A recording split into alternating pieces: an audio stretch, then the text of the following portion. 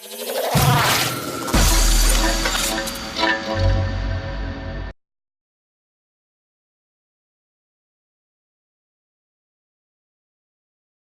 parle présentement avec l'artiste Annie Lavoie pour le vernissage du mois au Café des artistes. Annie Lavoie, bonjour. Bonjour.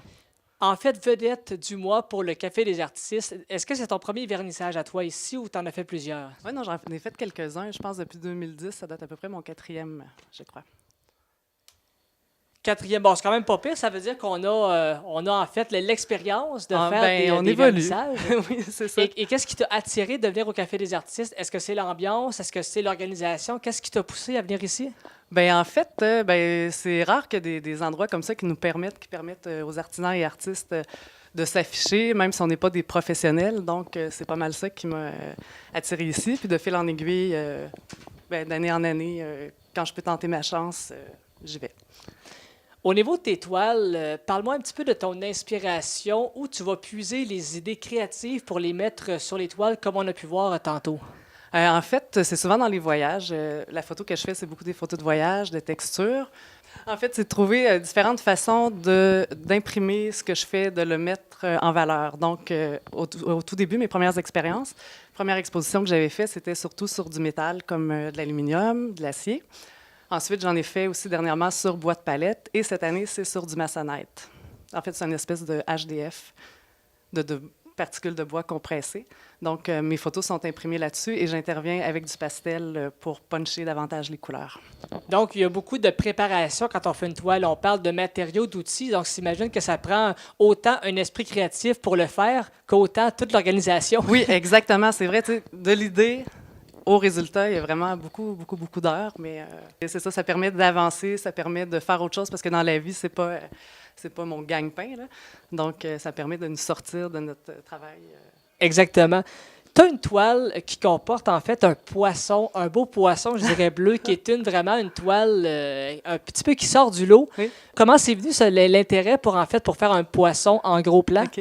En fait, l'idée du poisson, c'est arrivé dans une recherche que je faisais d'illustration parce que faut dire que la photo du poisson, le poisson en tant que tel n'est pas de moi, mais la texture qui se trouve sur le panneau de maçonnette est de moi, c'est une photo que j'ai faite.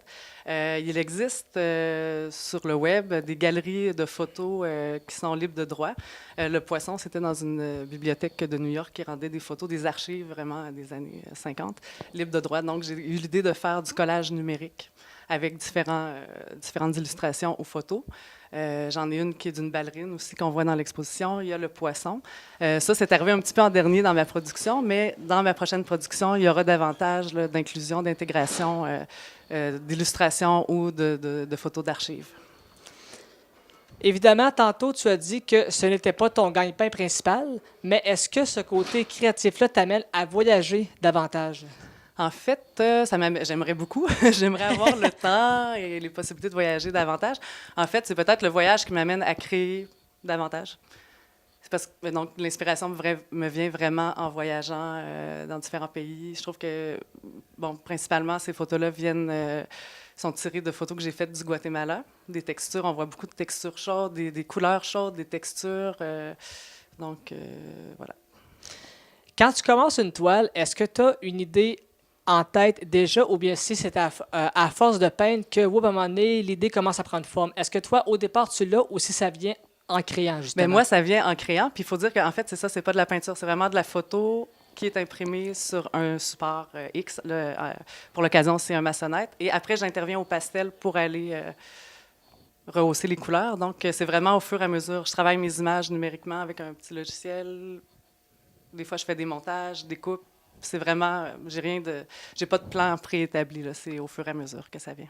Mais ça prend quand même un bon équipement pour réussir, parce que là, on parle de logiciel, on parle d'ordinateur, on parle de beaucoup de choses. Donc, évidemment, ça engendre des coûts. Donc, on doit être organisé aussi pour faire, même si c'est pas notre gagne-pain, ça demande une planification extrême. Un investissement, mais bon, c'est quand même minimal là, dans mon cas. Là. J'ai réussi à trouver ce dont j'avais besoin selon mes moyens. Donc, c'est parfait comme ça.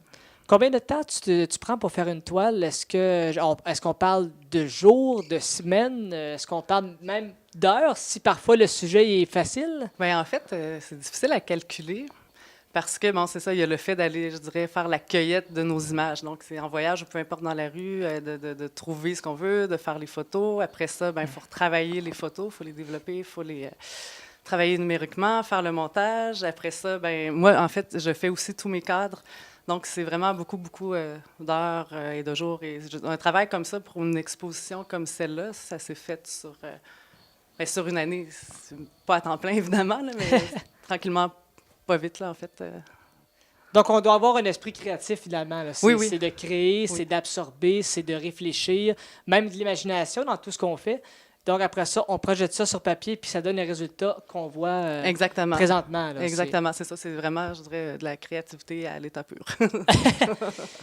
Tes projets futurs pour toi, est-ce que tu as des projets de voyage, d'autres expositions? Je ne sais pas, parfois on a des contrats qui arrivent. Je ne sais pas, toi, où tu t'enlignes pour le futur par rapport à ça? Mais là, en fait, j'ai pas vraiment de plan. Donc, j'ai une page Facebook que j'ai créée il n'y a pas si longtemps, dont je fais la promotion ces temps-ci. Donc, ça, c'est sûr que plus on a de fans, entre guillemets, là, de gens qui aiment notre page, plus on a de visibilité. Donc, je compte peut-être aussi là-dessus pour vendre un peu de mes œuvres. Ensuite, je ne sais pas où ça ira, ou sûrement que j'aurai d'autres projets, que je voudrais faire d'autres expositions, mais j'ai rien de précis pour le moment. Excellent. Alors, si les gens veulent avoir plus d'informations, voir tes toiles ou toutes tes aventures, on peut te suivre une page Facebook, un site web où les gens peuvent aller consulter. Oui, une page Facebook, Annie Lavoie Imagineuse. Très simple. Voilà. Oui, c'est ça. très Annie Lavoie encore une fois Imagineuse. créatif aussi.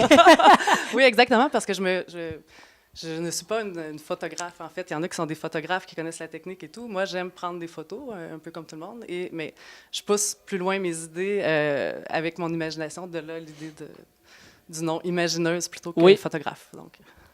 Annie Lavoie, merci pour l'entretien. Merci à je te souhaite bien sûr un bon vernissage et aussi tout le succès que tu pourras avoir dans les temps à venir. Merci beaucoup de nous avoir reçus. Ça me fait plaisir. Merci.